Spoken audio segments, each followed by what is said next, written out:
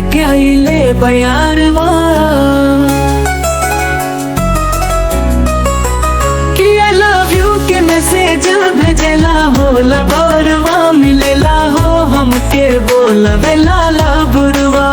कि I love you के message भेजेला हो लबरवा मिलेला हो हमके बोलवेला लबरवा।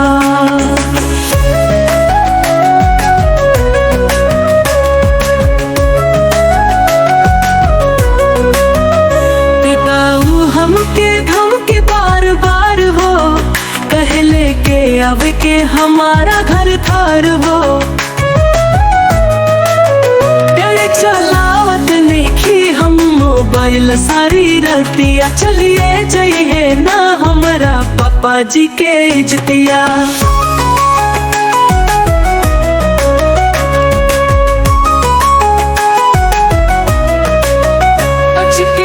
भेज देता मैं से यारवा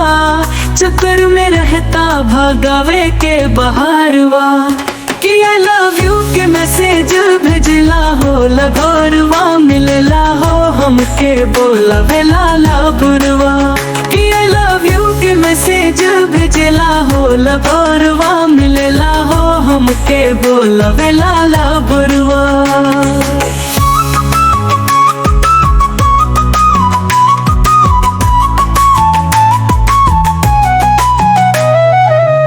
पियरवा राहुल से करावे के परी मना रीशु अंकित ले जाइए ओके थाना हम बताई कैसे ई कैसन मुसीबत लगल बा हमारा पीछे धक्के घेर ले वेला बाजारवा के पीछे डर जाई नाराची शहरवा जुलूम भइल जाता निकलल बहारवा कि आई लव यू के मैसेज भेजेला हो लगोरवा मिलेला हो हमके बोलवेला लबरवा